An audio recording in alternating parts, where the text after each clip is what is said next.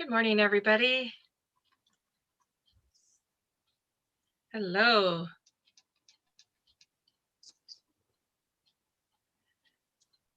Welcome. Hi, Enda. Hello, hello. Hi, Richard. It's good to have everybody here. We'll just give ourselves a minute to make sure everybody can get in. Okay. It's Nancy with me. Hi. Hi, Nancy. Good to have you here. All right. I love seeing all the backgrounds. I could turn mine on. I shut it off before, but I had it. Sometimes it erases you though. And Yeah. my computer isn't big and strong enough to do those things. Oh, yeah. Well, Enda's got a beach behind her. Beverly's got beautiful water behind her. Mine's like boring. Mine's like the real background. Just Mine because. is the real. We're in our kitchen. Yes. Yeah. I'm in my little office space, but it gets very bright, so I have to usually pull the blinds down. So let's just let me just make sure I've got everybody here. Should mix and see. I think. Yeah.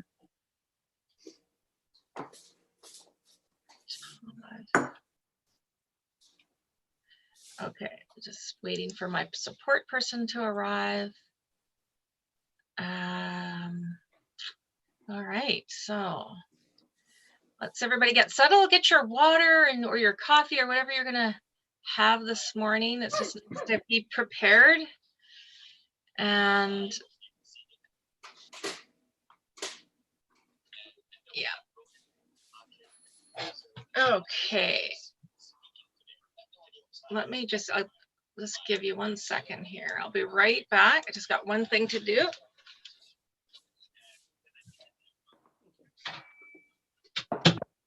Is regular tea bag? It's been used once, so you gotta let it sit.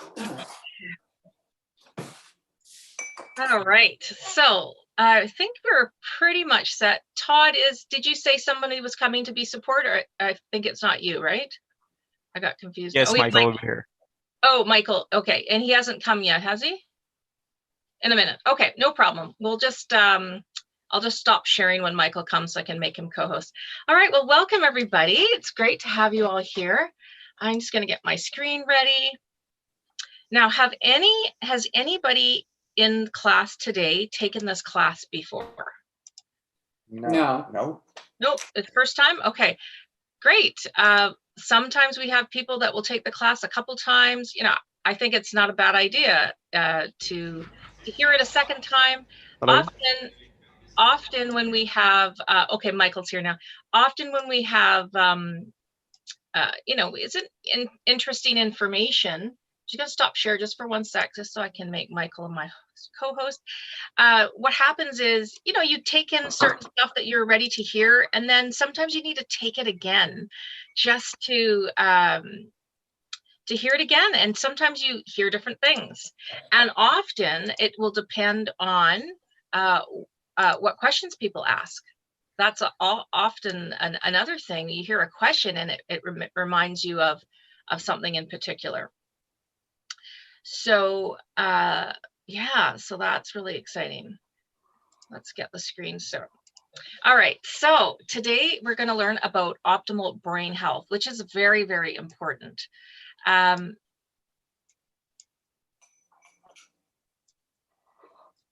I think that knowing about optimal brain health is one of the priorities for us. We are going to learn today also what we can do to minimize our risk of getting dementia. And that's another big one, is it not? Like that we feel like it's scary because we hear about so many people getting dementia, different types of dementia. And then there's different types, and we're going to learn about that in a second. So let me go to my next screen. if for those of you who have not met me, my name is Ravina. I'm one of the guides here at Get Set Up, and I've been doing this since beginning of February.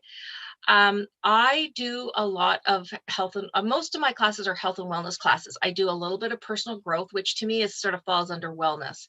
But this is my forte. This is what I enjoy. I've been interested in health and wellness since a little girl. I was a little girl, and I did end up getting into doing my nursing degree.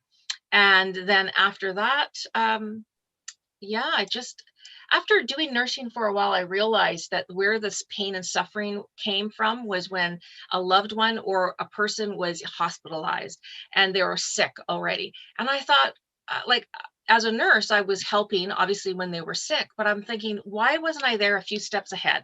Why wasn't I there to talk to them about the things that they could do to improve their health so they wouldn't end up in the hospital? So that became my mission.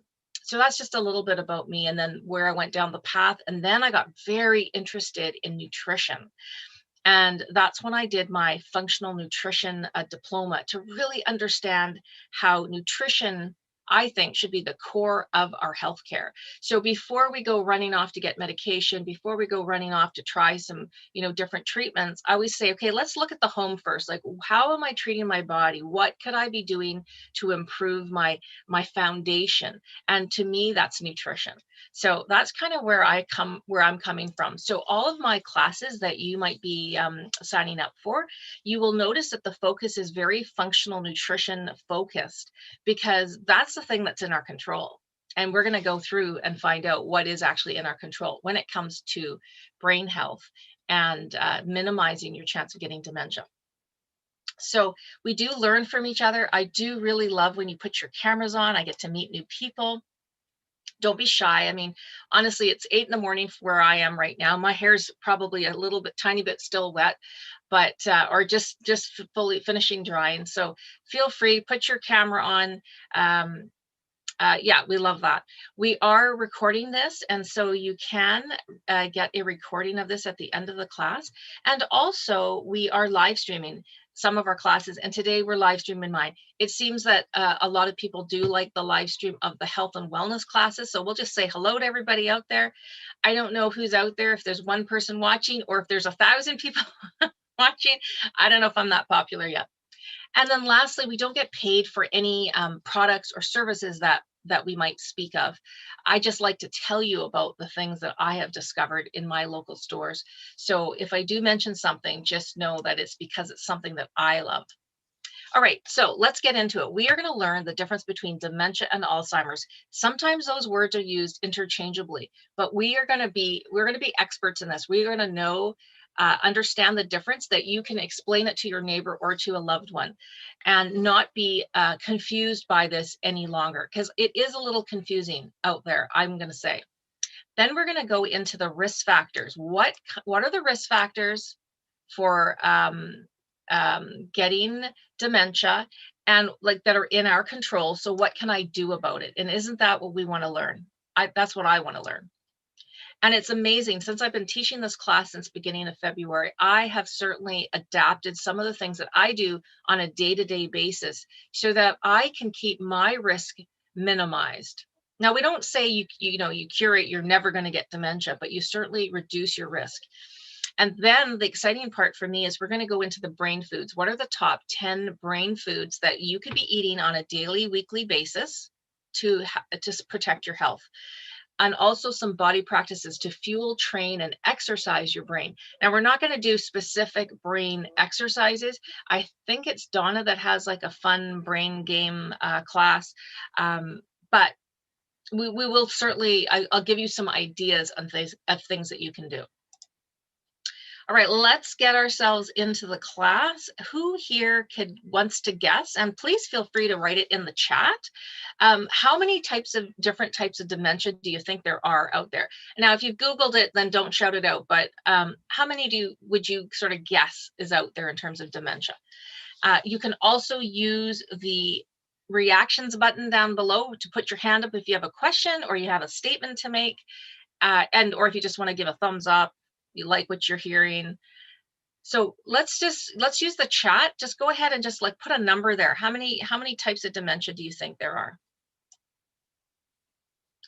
Just play with me here. Yeah, 3. That's what I mean, Beverly. That's exactly one I used to sit there and think, okay, I know this one. I know this one. Maybe there's about 3.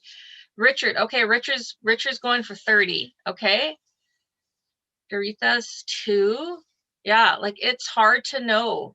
Oh, Joyce is saying 200. Okay, Joyce, you're going up there. All right. Interesting. All right. Well, let's look at the real number. The real number is there are over 400 types of dementia. I mean, who knew that? I certainly can't name them all. They're discovering new ones as we go along.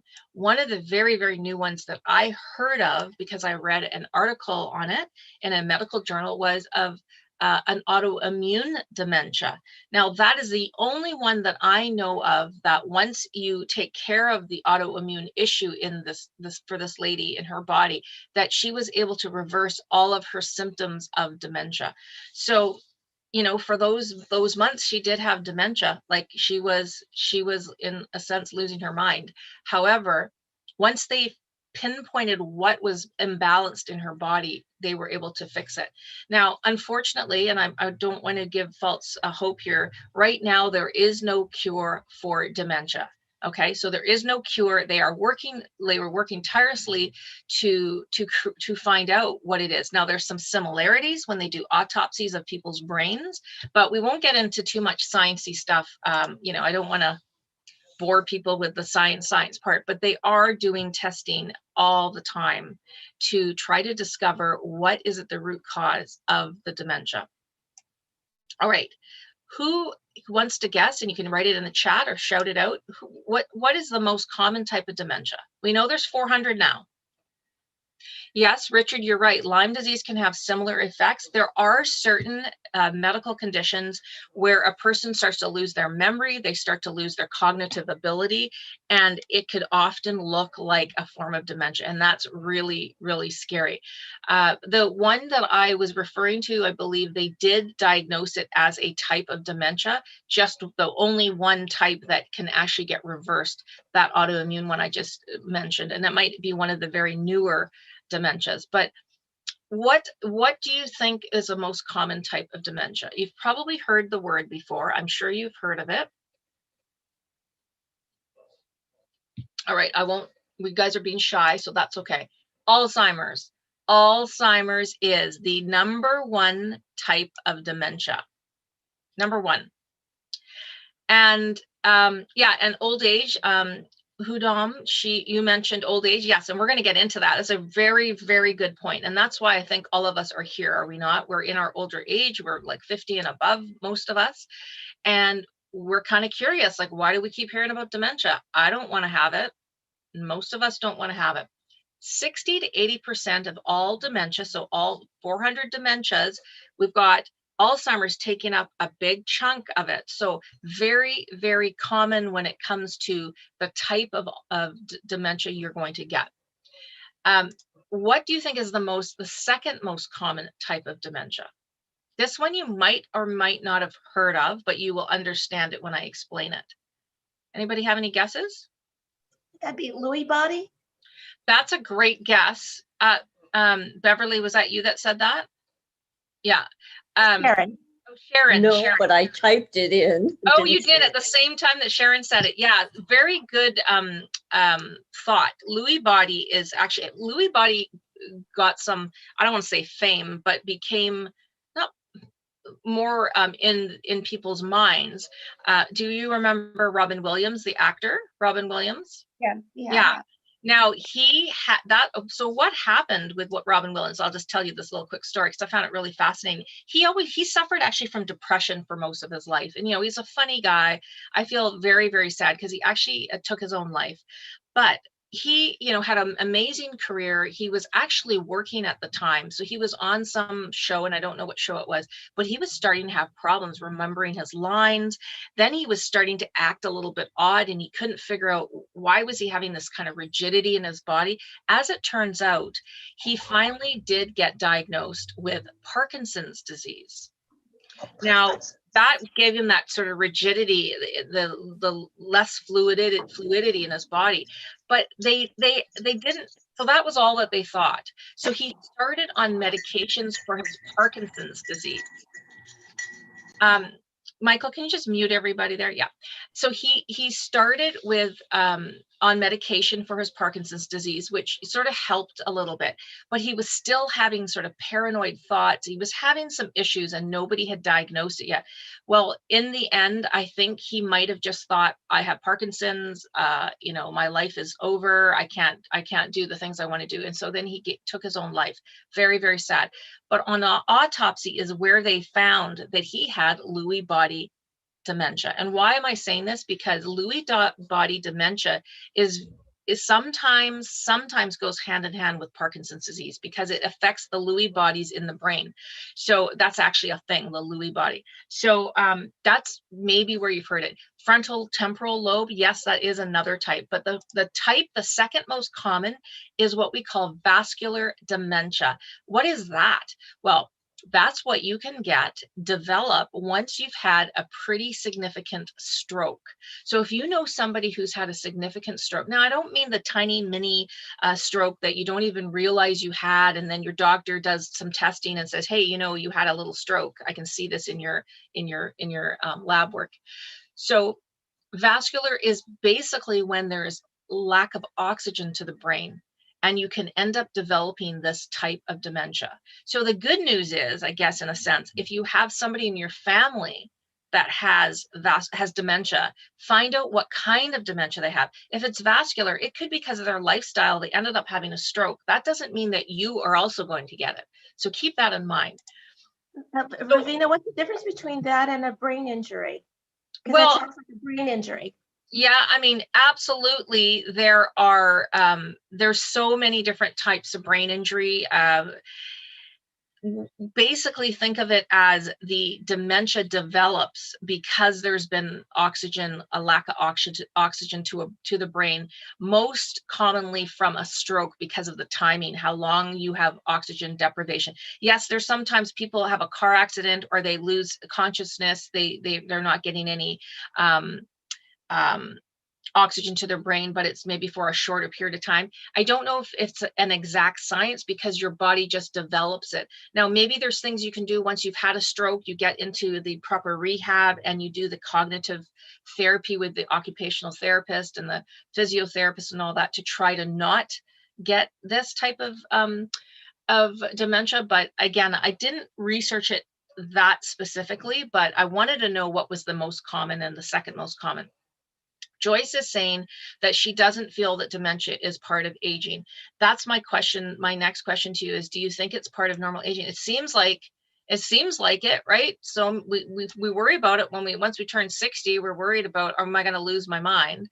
So the answer to that is no. Dementia is not part of normal aging. However, well, we see it a lot, but in fact, most of us here will have good memories. We will remember our experiences from our lifetime that we can share with our children and our grandchildren right up until we pass. So for the most of us, we will have our minds and our memories and our experiences of life and be able to share that with our loved ones.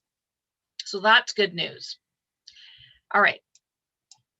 If we look at this case, now, Hudam, you mentioned this. So around, in saying what I just said, about 40% of us over the age of 65 will experience some type of memory loss.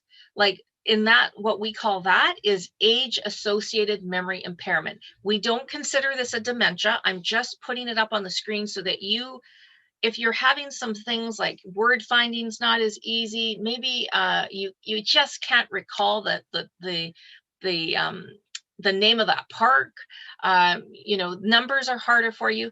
That part can be normal. That's around 40% of us. And let's face it, when we turn 50, 60, we might go, boy, my memory's not as sharp as it was when I was 20 years old.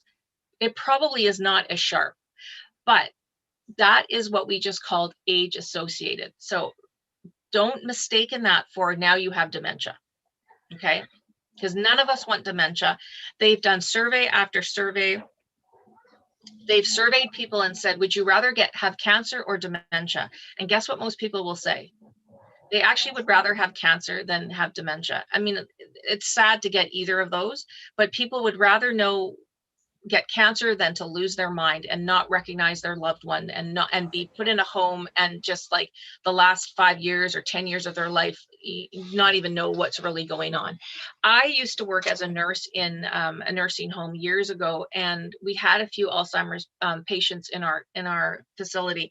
And you know what happens is, as the brain has the plaque and slows down and starts to lose things, you start to lose your long-term memory will stay longer, but the short-term stuff, you forget how to get to the dining room. So now somebody has to lead you to the dining room. You get to the point where you forget, you look at the TV, you think you want to watch it, but you can't remember how to turn it on. Do you want to say what I'm saying? It does get worse and worse. And I remember vividly as a young student, I was 20 before going into nursing.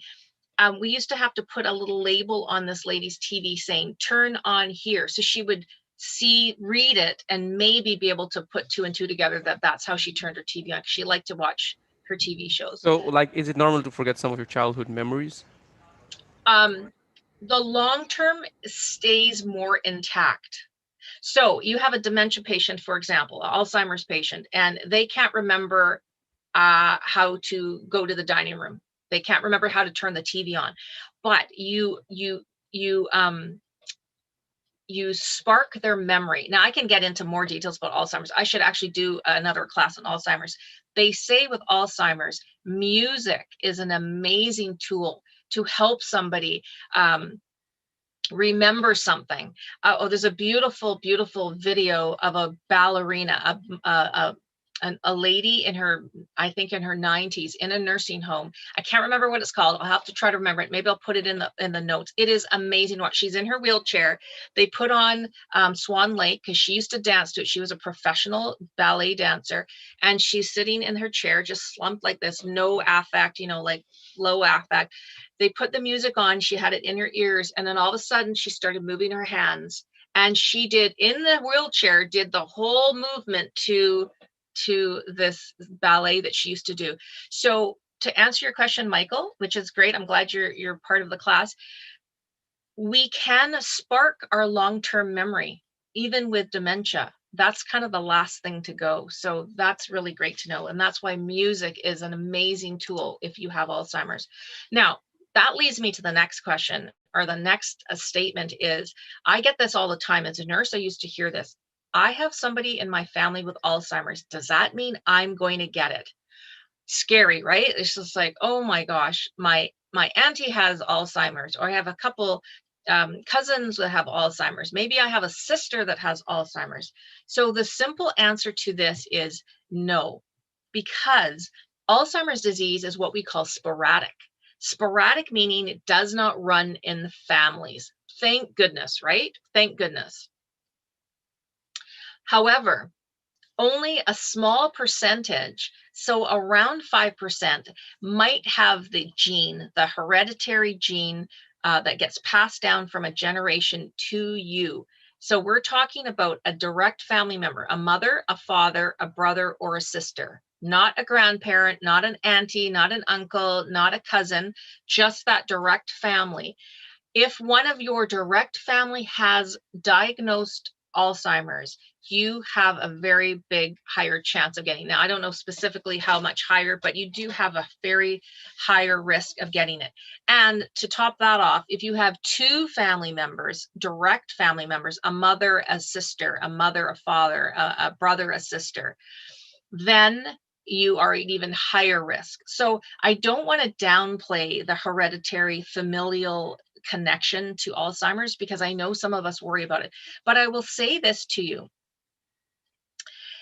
If you have not seen signs yet, that's a good thing, because with the familial type of Alzheimer's, you typically will start to see symptoms maybe in your 30s, 40s, 50s. You would have probably had an inkling that something's not right already.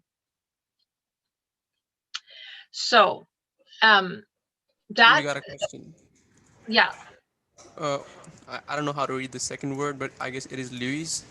Yeah. So Sandra's asking, what about Lewy's? Okay, Lewy body. I'm not that familiar with the Lewy body dementia because I didn't study it specifically, other than, I guess, in a sense, if you could look to see if Parkinson's runs in the family, if it's hereditary. And again, I didn't go specifically to look at that, but because Lewy body, Parkinson's affects the Lewy body, and that's why the chances of getting Lewy body dementia can go with Parkinson's. Maybe check that out. But for purposes of this class, I didn't go that much in detail, because what I want to really focus on is what risk factors. What are we gonna, like, how are we gonna reduce our risk of getting dementia? So just to summarize, with sporadic Alzheimer's, we know that's the largest part of Alzheimer's. Why does that happen? It's a complex combination of three things: our genes, which we just talked a little bit about, our environment, and our lifestyle. So environment, lifestyle, aren't those some things that you have at least some control of? You definitely have control of your lifestyle, unless somebody is controlling what you do and how you do it. But for the most part, we're free to have a lifestyle how we want. Environment might be a little bit more tricky. Maybe you can't leave the country you live in just yet. Maybe you can't just like pack up and move houses because you live in a neighborhood where maybe there's power plants, or maybe there's something that you think might be affecting your health, but you can't just like pack up and leave right away. So that might be a little bit less in our control right away, but definitely our lifestyle. So that's what we're going to go look at now. Okay. Risk factors. Let's get into it. Risk factors. Let me explain risk factors. They are the characteristics of, here's the three things again: lifestyle, environment, and genetic background that increase your likelihood of getting a disease. So let me be clear here. When we talk about risk factors, we are relating it to diseases. Okay, so when you hear the word risk factor, somebody in the medical field came up with that term. I have never heard it relate to anything other than medical conditions. So I think you can freely think that when people talk about risk factors, they're relating it to a medical condition or a disease.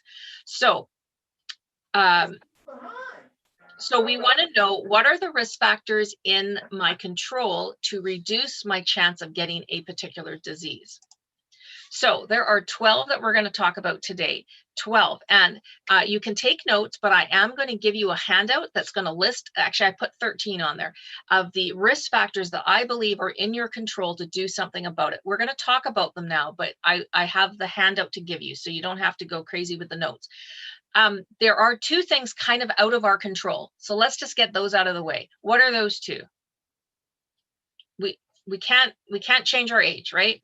I'm 55, I'm turning 56. I can't put it on hold, even though I like to hope and think I can put it on hold. But biologically, we can't affect our age. So that's out of our control. And the second one is pretty much genetics. Yes, they're doing all sorts of crazy manipulative things. I'm sure the scientists are in their labs trying to do different things with genetics. I mean, that's why we have genetically modified food, for goodness sake. But for humans, I hope they're not doing genetically whatever with humans. But I'm not a scientist, so I don't know what they're doing. But for the most part, we can't control those two things. But the other 12, yes, we can. So let's get into it. I'm just going to stop for just 1 second and just make sure I've got everybody with me. Is everybody feeling good? Does anybody have a question on anything we've talked about so far? You're all feeling pretty good? Yeah, Terry's saying, giving a thumbs up. Great. You might be here because you work at a facility, and maybe you're trying to see if this type of class would be good for, say, the group of residents that you have. That's awesome if that's why you're here. I've noticed we are getting more and more partners with Get Set Up. So love it if you're here. And if you've got a specific question that you want to ask, feel free to do that. Okay, so I'll share again. I'm not going to forget to share. So the first risk factor, blood pressure. Let me just say very simply with blood pressure, if you have consistently high blood pressure out of the norm, and talk to your doctor about what is considered norm. I think like right now, average norm is 120/80. That's kind of like considered the norm. If you have consistently high blood pressure and you don't get it looked at, number one, you're damaging your heart. That's one thing, but you are at higher risk of getting dementia, period. So what does that mean? That means you want to get your blood pressure back in the normal range as soon as possible, right? Like nobody wants to get dementia. We've already established that. So what you can do about this risk factor is first get it checked, have a talk with your doctor, figure out a treatment plan. Most likely they'll put you on a medication so we can get it into the norm. Then you can take care of the other things like being more conscientious of the amount of salt in your diet, maybe stopping drinking, some of these other things that can keep the blood pressure up, managing your stress. But what I'm saying here is if you had high blood pressure and you take medication and now you're in the norm, you can give yourself a green check mark on number one. You've taken care of that risk factor. That is not a risk factor for you anymore, as long as your blood pressure stays in the normal. Does that make sense to everybody? Yeah. So don't be freaked out going, oh my gosh, I know I have high blood pressure. So don't worry about that as long as you're managing it. All right. Number two, this one's not as lucky. There's nothing that I can say about smoking other than maybe when you were younger, you looked cool to some of the kids, maybe. That's the only thing that I can say that might be even slightly a positive about it at some point in your life. Smoking's not cool. I mean, smoking is an addiction. Let's just be frank. I hope that nobody here in class smokes. If you do, guess what? You are at higher risk of getting dementia. And you know how much higher risk of dementia you have? 45% higher risk. Yes, Madhu, I'm giving you the whole list of the 13 risk factors and a little bit of a blurb because I have it up here right beside me, and I do explain it to a couple sentences on each of them, so it'll spark your memory if you're just taking a couple little notes. So smoking, that's the bad news. You need to just stop now. Get the help you need to stop smoking, because 45% higher risk of getting dementia, that would be a reason to stop.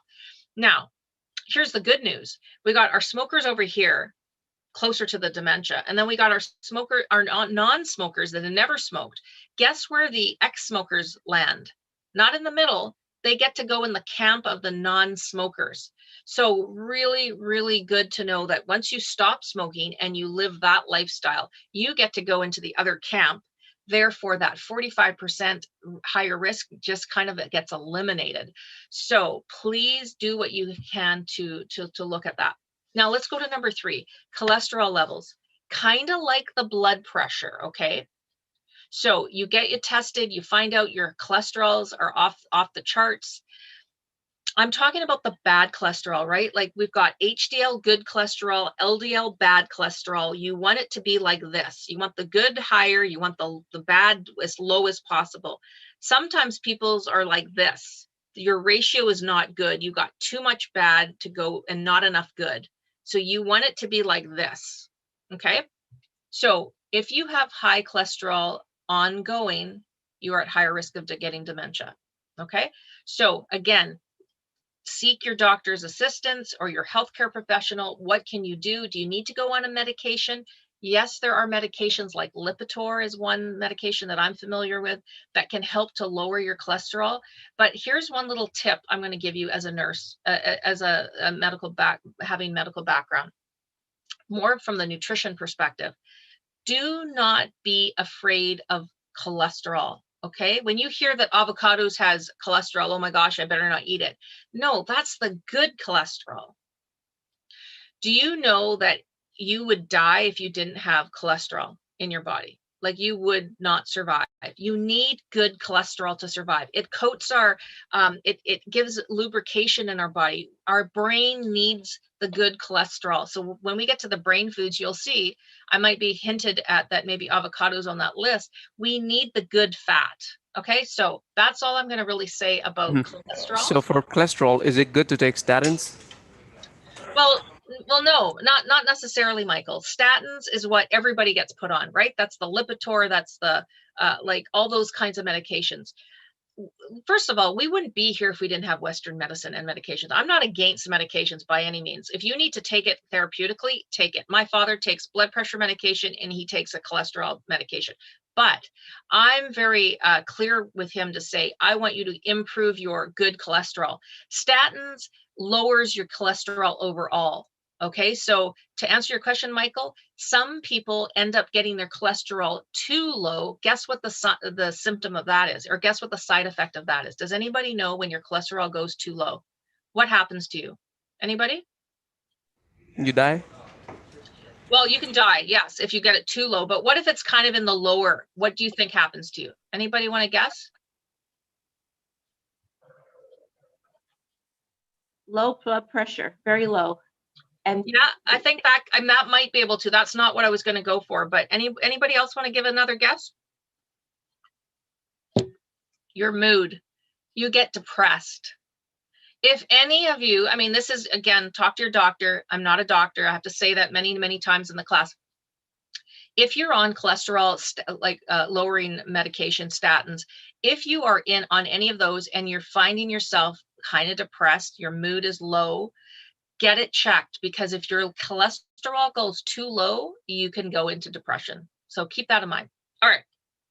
Let's move on. Number 4 is obesity and lack of physical exercise. I put those two together because typically if you are quite overweight, you're not moving your body. You're in agony, you're in pain, you're not mobile. Maybe you're sitting a lot.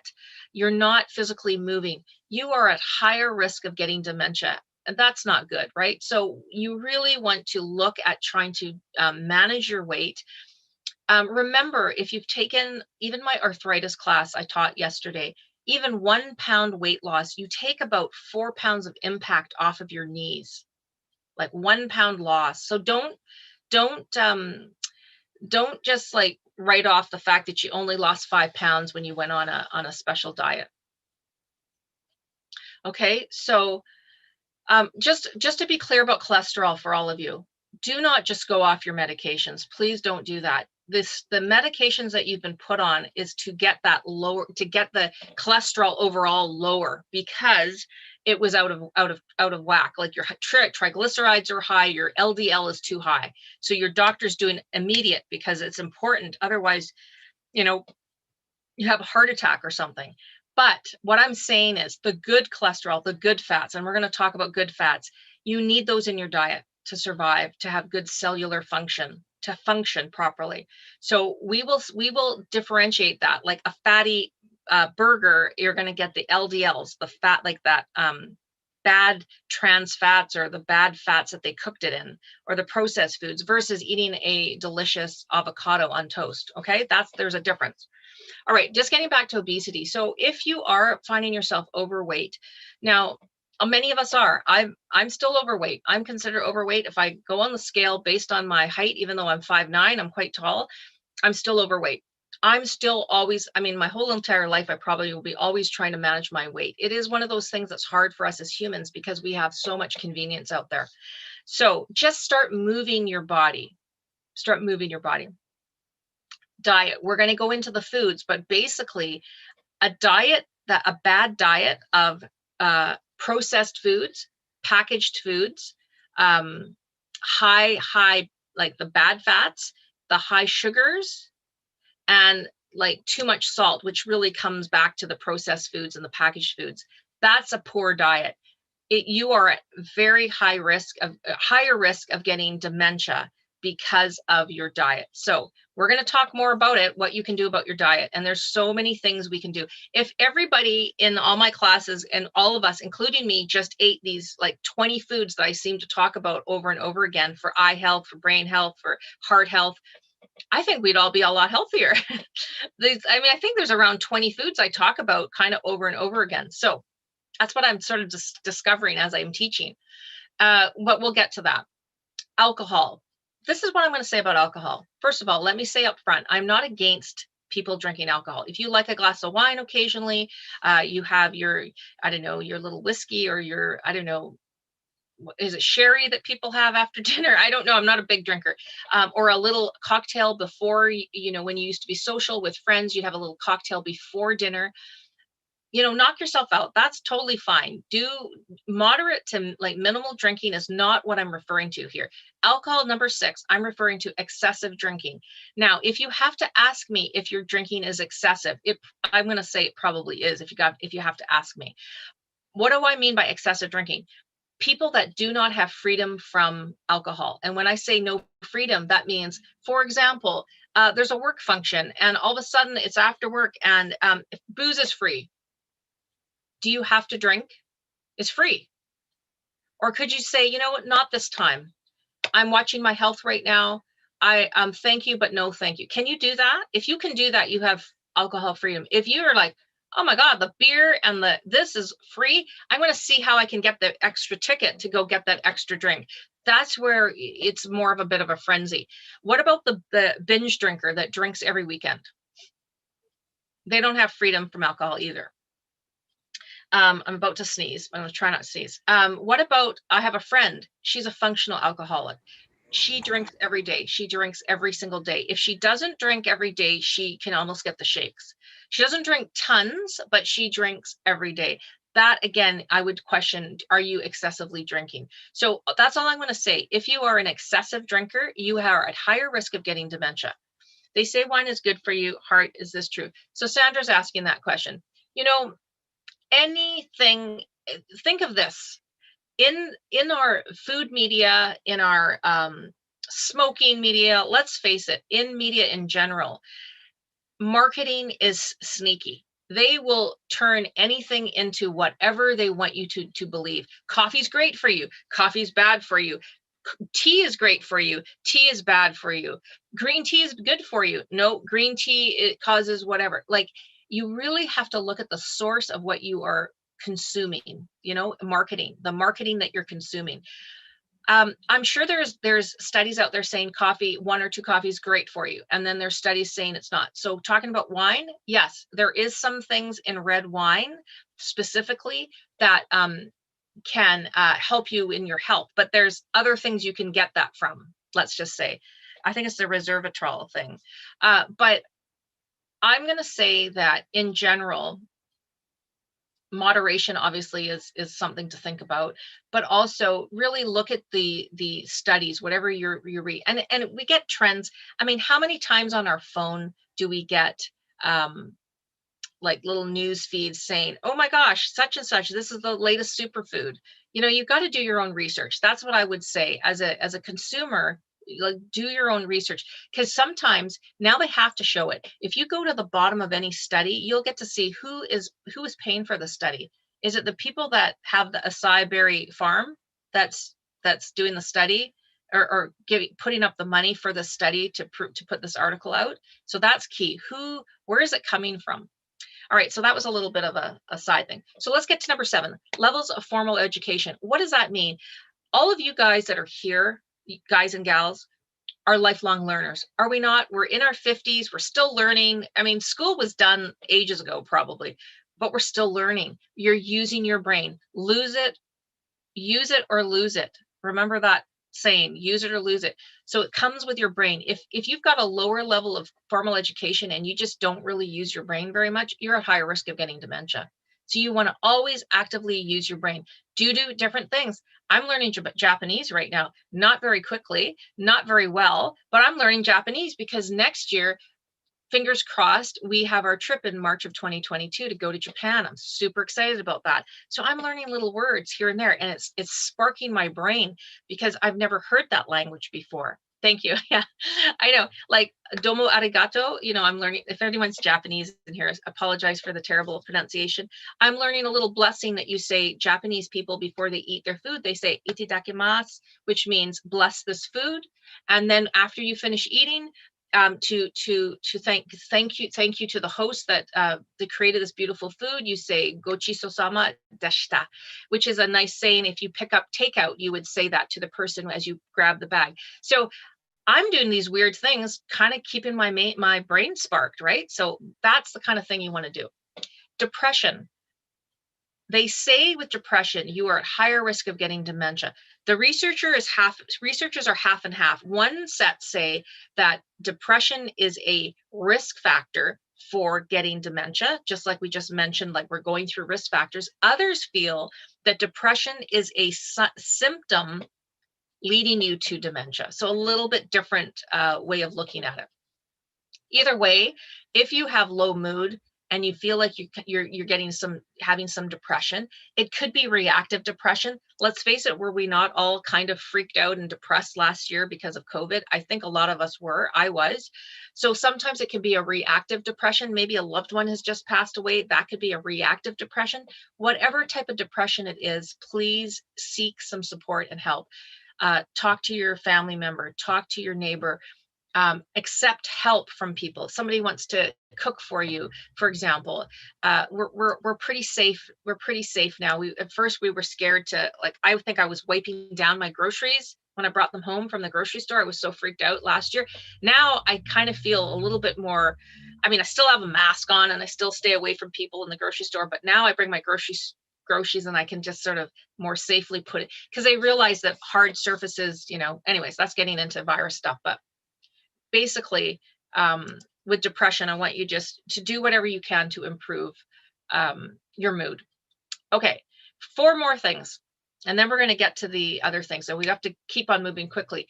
Head injuries is pretty self-explanatory. It's on the list. If you consistently bang your head, like in sports, boxing, wrestling, soccer, football, rugby, that you are at higher risk of getting dementia. Same with hearing loss. Now, hearing loss, think about the blood pressure and the cholesterol.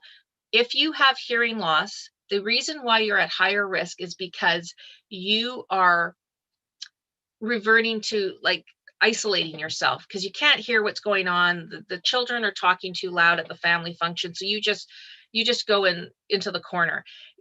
You have higher risk of getting dementia. So get the hearing aid if you need it so you can hear properly. The last 2 are very important.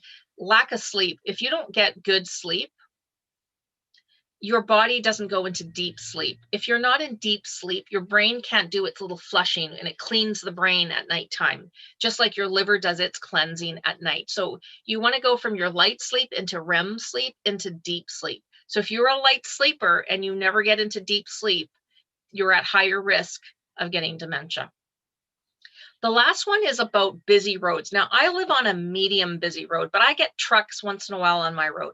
If you are within 50 meters of a busy road, which is around 164 feet for all of you in the United States, and for us in Canada, we still go with feet too, centimeters, but 50 meters, 164 feet away. Basically, if you're close to a busy road, you are taking in fumes from the pollution, and so you are at higher risk of getting dementia because they have figured out somehow that the pollution, ends up as plaque in your brain.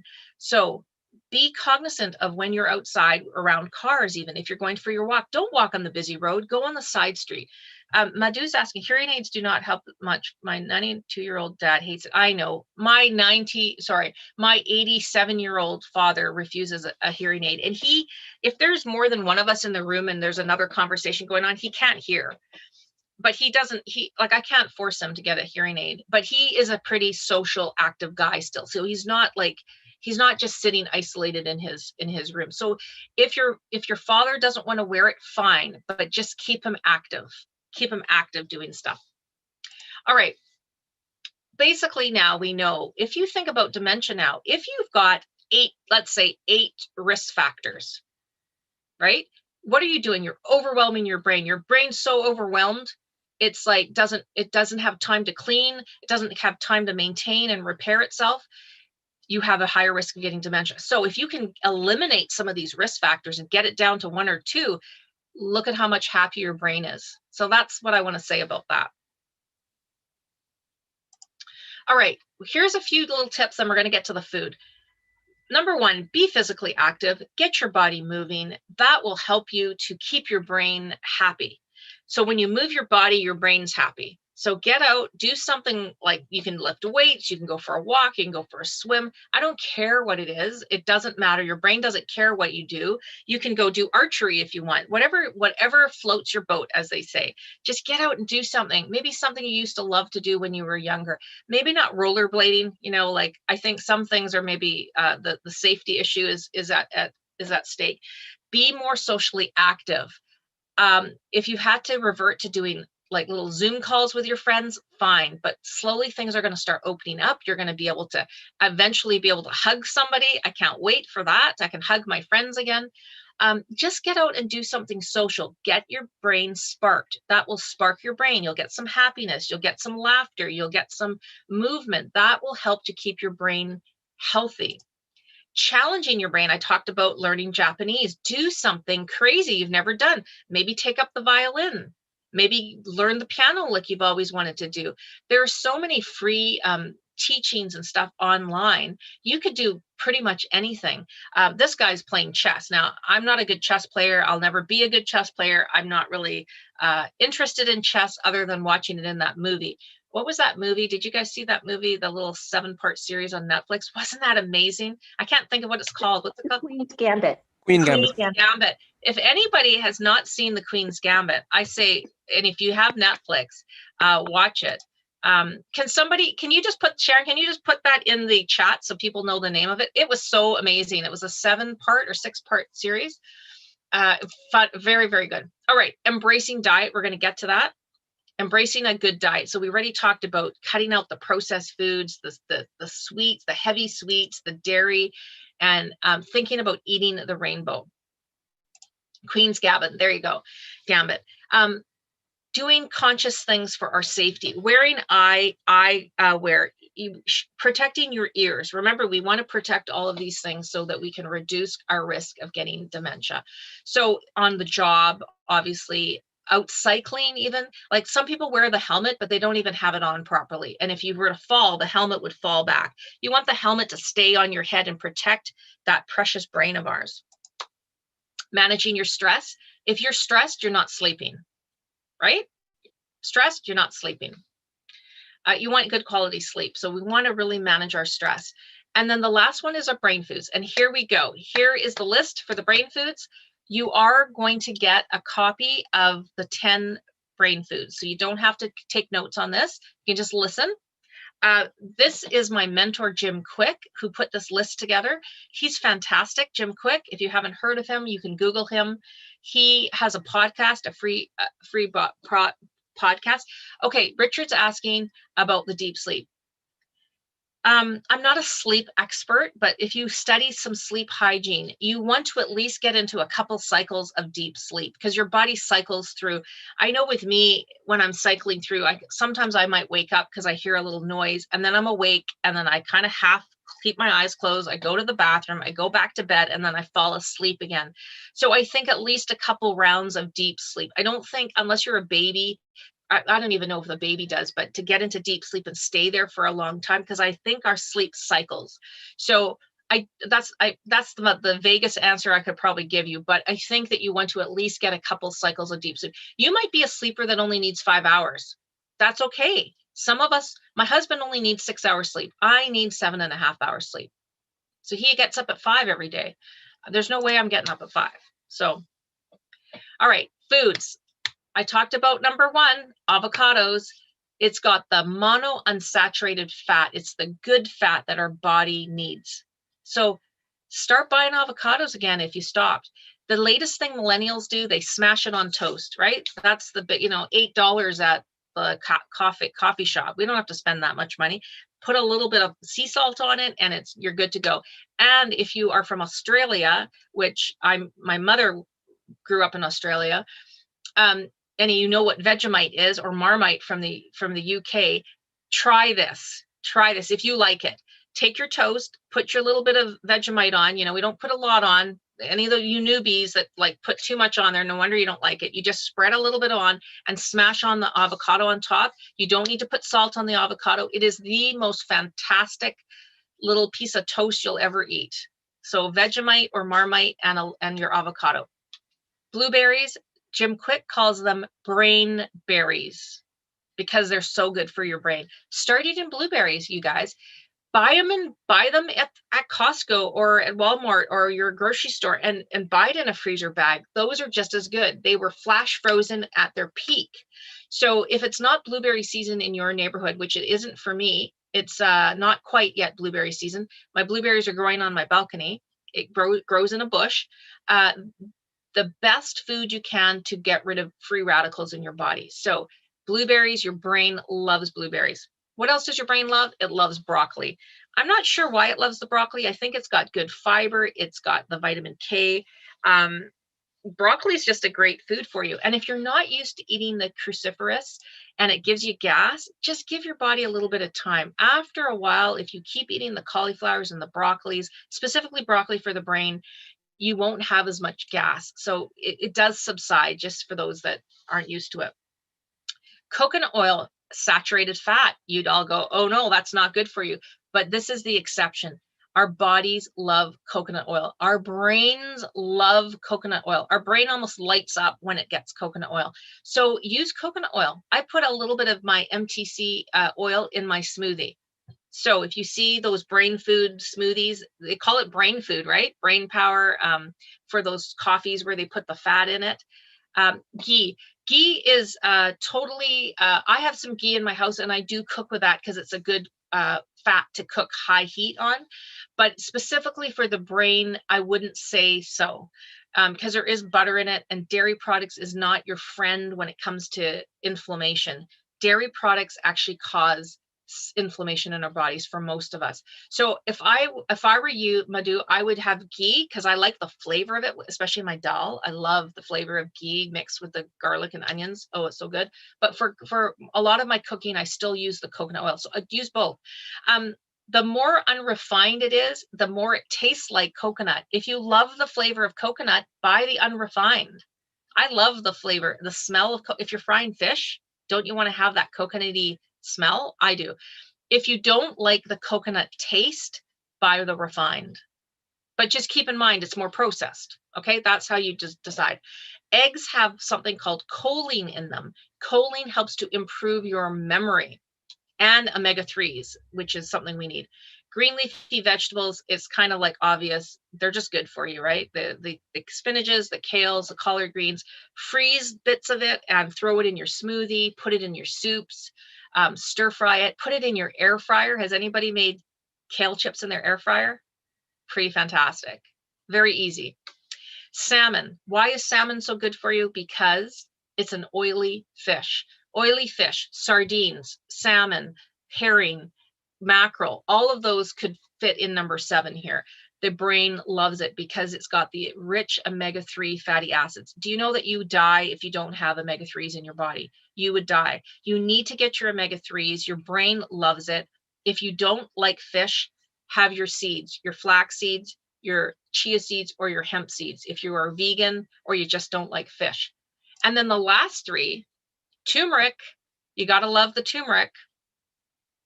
Does anybody not know what to do with turmeric? I want to know, give me a hands. Who doesn't know what to do with their turmeric? Yeah, Sandra? Anybody else? Beverly? Okay, you're in for a real treat. So I just created a little handout booklet with 11 recipes, all using turmeric. I just released it. I gave it out in my arthritis class, because if you have arthritis, it's the best thing to bring down inflammation.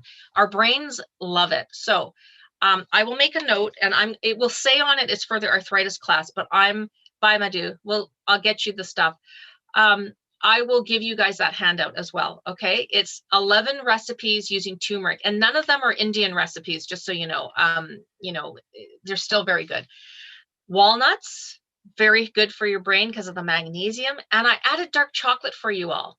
So there you go, dark chocolate. So it helps to stimulate the endorphins. It's amazing to have that. And so there you have it. That is the class for today. I'm going to just share my screen just one more time here. So we've looked at the difference between dementia and Alzheimer's. We've looked at the risk factors, very, very focused on risk factors. You're going to get that handout. We've talked about what to do to improve our brain health. and you're going to get that top 10 list. And as a bonus, I sound like I'm a salesperson here. I'm not selling anything. I just am excited because I just finished this. I just finished this little booklet on turmeric, and today, I want you to try making the turmeric vinaigrette and see if you don't just love it in your salad or on your fish or on your chicken, and then report back to me on how much you loved this turmeric little salad dressing. Oh, it's so good. All right. Check the schedule every day. There's new classes all the time. I'm doing a class right now, creating a class on longevity, how to live a healthier, longer life. So that's coming later down the pike. And also diabetes management and reversal of diabetes, like remission of diabetes. That class I've created, it should come out on the schedule soon. Please do the feedback form. I love to get feedback. I love to hear from you, hear what you loved, what you didn't like, what you'd like me to include. Invite friends to classes, and also please ask for the recording. If you need to get a recording, go to help@getsetup.io. So we packed it all in, didn't we? I know, I get excited, I start talking, I go on tangents. I like to give you guys all this information that I'm so excited and vibrantly excited about. Outside of Get Set Up, I work as a vibrant living coach. Can you guess? I mean, I'm always talking about vibrant living, and it always relates back to food. Because guess what? We eat every day. For the most part, we were eating. So take care, enjoy your weekend. Hope to see you in another class. I'm teaching 2 classes tomorrow, so check out the schedule. And I'm excited to send you all the handouts. So we'll see you again soon, everybody. Thank you very much. You're Thank welcome, Thank you very Richard. much. Thank Thanks. you. You're Thank welcome. you.